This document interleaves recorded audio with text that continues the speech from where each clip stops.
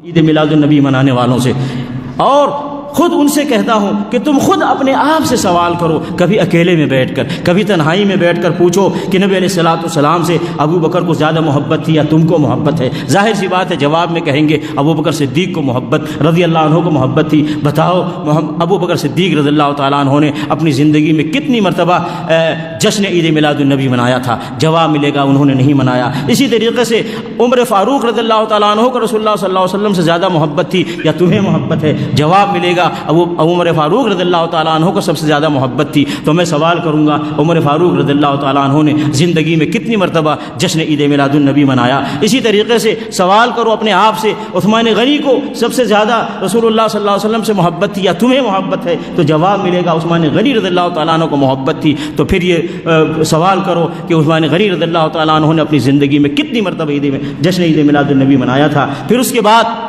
सवाल करो अपने आप से, अली मुर्तज़ा रज़ियल्लाहु तआला अन्हु हैं और नबी अलैहिस्सलाम के नवासे हसन हुसैन रज़ियल्लाहु तआला अन्हुमा हैं, नबी अलैहिस्सलाम की बेटी फातिमा रज़ियल्लाहु तआला अन्हा है, नबी अलैहिस्सलाम की बीवियाँ खदीजा रज़ियल्लाहु तआला अन्हा है, आयशा रज़ियल्लाहु तआला अन्हा है, हफ्सा रज़ियल्लाहु तआला अन्हा है और इस तरीके से और भी दीगर बीवियाँ हैं। बताओ उन्हें नबी अलैहिस्सलाम से ज़्यादा मोहब्बत थी या तुम्हें है? तो जवाब मिलेगा नहीं, उन्हें ज़्यादा मोहब्बत थी। तो फिर सोचो उन लोगों ने कितनी मरतबा जश्न ईद मिलादुन्नबी मनाया था? तो जवाब दोगे कि उन्होंने नहीं मनाया था। तो फिर किस रास्ते पर चल रहे हो? किस रास्ते पर? ये ईद मिलादुन्नबी के नाम पर वो मौलवी जो माल कमा रहा है, दौलत कमा रहा है, पैसे कमा रहा है, और वो नात खान जो ईद मिलादुन्नबी के नाम पर माल और दौलत पैसे बटोर रहा है, उनके रास्ते पर चल रहे हो। सहाबा किराम का रास्ता छोड़कर, आले रसूल सल्लल्लाहु अलैहि वसल्लम का रास्ता छोड़कर, उम्महातुल मोमिनीन का रास्ता छोड़कर तुम इन माल और दौलत के पुजारियों के रास्ते पर चल रहे हो। कितने अफसोस की बात है। जरा सोचो अपने आप से कि हम किधर जाना चाहिए।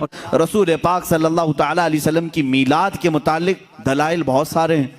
हाँ, जिस शक्ल से मना रहे हैं, जाहिर सी बात है ज़माने के बढ़ते बढ़ते हर चीज़ में तरक्कियाँ होती रहती हैं। सबसे बड़ा सवाल सुन्नियों से यही किया जा, सहाबा ने मनाया था, ताबईन ने मनाया था, औलिया ने मनाया था, ये तो अब के ज़माने में मनाया जा रहा है।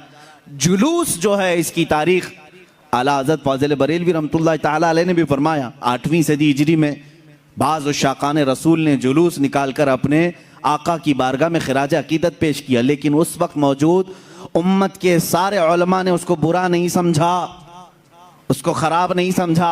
बहरहाल मैं आपको बताऊं, सहाबा ने मनाया था, ये बार बार सवाल करते हो। ताबईन ने मनाया था, अरे मियाँ वो तो रोज़ मनाते थे मेरे आका की मिला, तुम तो 12 रबीउल अव्वल साल में एक बार कर रहे हो।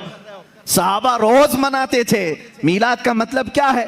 जाओ पूछो, हसन बिन साबित हमेशा कहते थे, व अहसनु मिनका लम तरा कत्तु आइनी व अजमलु मिनका लम तलिदिन निसाउ। यही तो मीलाद मुस्तफ़ा है। ऐ रसूल, आपसे ज़्यादा हसीन मैंने किसी को देखा नहीं, आपसे ज़्यादा खूबसूरत किसी माँ ने जना नहीं। ये तो सहाबा मीलाद नहीं मना रहे हैं। सहाबा कराम हुजूर अकरम सल्लल्लाहु तआला अलैहि वसल्लम के कसीदे पढ़ते थे।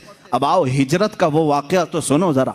अल्लाह के हबीब सल्लल्लाहु तआला अलैहि वसल्लम जब तशरीफ़ ला रहे थे मक्का से मदीना तैयबा, 14 दिन तक मदीने वालों ने इंतज़ार किया है। तुम 11 रोज़ से इंतज़ार कर रहे हो 12वीं शब आएगी। मदीने वाले 14 दिन तक, जैसे ही हुजूर मक्का से निकल चुके खबर हुई, मदीने के सारे लोग टीलों पर जाकर खड़े होते थे और इंतज़ार करते थे कि वो नूर वाला कब तशरीफ़ ला रहा है, रसूल पाक सल्लल्लाहु तआला अलैहि वसल्लम कब आ रहे। मदीने वालों ने, बहुत सारे लोगों ने देखा नहीं था, देखने की तड़प थी। मुझे बताओ, आज आप मीलाद की घड़ी के इंतज़ार में बैठे होते हैं अदब से, ये इंतज़ार है? ये मदीने वालों की सुन्नत ही तो है। वो 14 दिन तक इंतज़ार किए आमद मुस्तफ़ा का। और जिस वक्त रसूल पाक की आमद हुई, अब हदीसों में है, बुखारी शरीफ भी पढ़ो आप, मुस्लिम शरीफ भी पढ़ो, हदीसों में मौजूद है, फरमाया रसूल करीम सल्लल्लाहु तआला अलैहि वसल्लम जैसे ही कुबा की चोटियों से नजर आने लगे, जितने मदीने में हबशी थे वो अपने नेज़े निकाले, ढाल निकाले और अपना मखसूस जो उनका रक्स होता था उससे वो रक्स करने लगे। ढालों पर अपने नेज़े मार मार कर कहते थे, मुहम्मदुन अब्दुन सालेह, मुहम्मदुन अब्दुन सालेह। ये अल्फाज थे हबशियों के।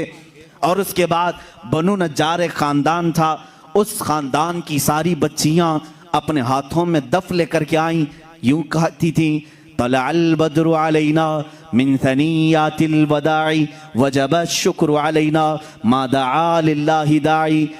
ये आगे पूरा मौजूद है कसीदा, जिसमें वो कहती हैं अंत शर्रफ्तल मदीना मरहबन या खैर दाई। ये गुनगुनाते हुए वो यूं कह रही थी, हम पर 14वीं का चांद तुलू हो गया है। कहाँ से? सनियतुल वदा की घाटियों से।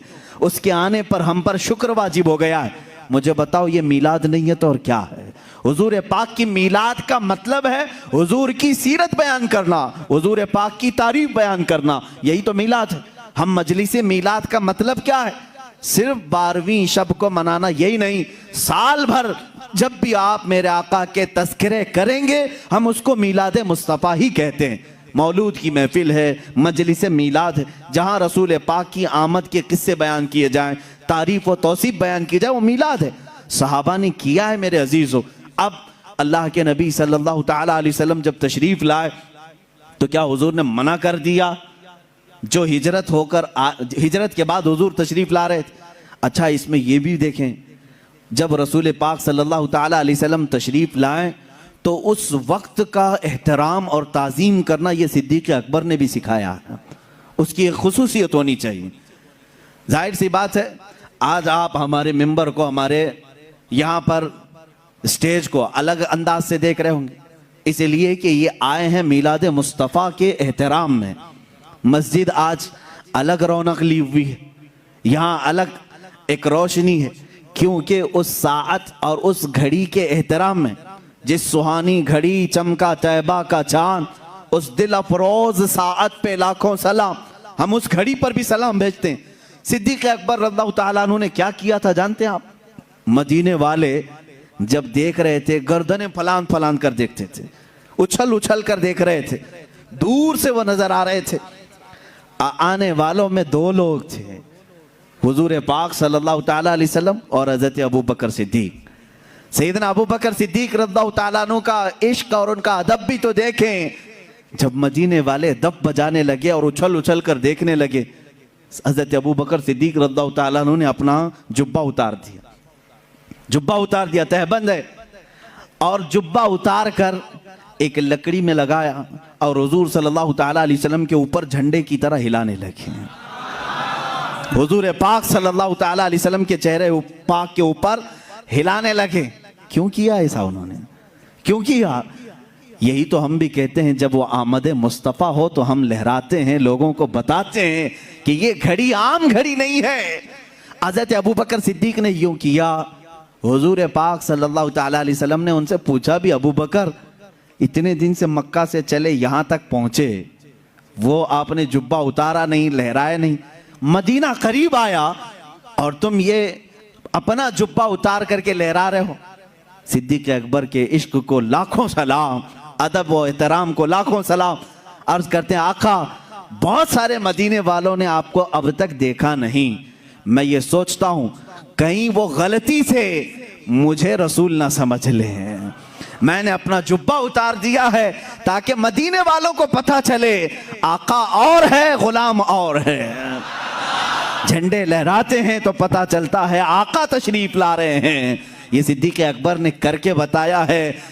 जब रसूल तशरीफ ला रहे हो तो झंडे लहराए जाते हैं, इसलिए कि उस घड़ी का अदब हो, उसका एहतराम हो। मदीने वालों ने देखकर ही पहचान लिया, जो लिबास उतार कर आ रहा है वो गुलाम रसूल है, और जिसके सर पर झंडा लहरा रहा है अगर से जुब्बे का हो वो मोहम्मदुर रसूलुल्लाह है। मेरे आका सल्लल्लाहु ताला अलैहि वसल्लम के आने का अदब और एहतराम मदीने वालों ने भी किया था। अब मैं ये कहता हूँ कि जिसे मदीने वालों की खुशकिस्मती मिली वो मेरे आका की मिलाद मनाएगा और मदीने वालों में उसका हशर भी होगा, क्योंकि मेरे आका ने फरमाया है मन तशब्बह बिकौमिन फहुव मिनहुम, जो जिस कौम की आदत को अपनाएगा दुनिया में क़यामत के दिन वो उसी कौम के साथ उठाया जाएगा। ऐ वहाबियो, तुम मक्का के इब्लीस के साथ गम मनाओ और तुम्हारा क़यामत के दिन हशर उन्हीं की जमात के साथ होगा। हम आज कुमकुमे भी लगाएं, झंडे भी लहराएं, 12वीं शब को अलल ऐलान कहें कि आई नई हुकूमत, सिक्का नया चलेगा, आलम में रंग बदला सुबह शबे विलादत। हम इस फ़ख्र के साथ कहेंगे, इसलिए कि मदीने वाली कौम के तरीके पर हमने किया है। और रसूल ने फरमाया जो जिस कौम की मुशाबहत करता है क़यामत के दिन वो उसी के साथ उठाया जाएगा। फ़ख्र करो क़यामत के दिन इंशाअल्लाह हम सब मदीने वालों के साथ उठाए जाए।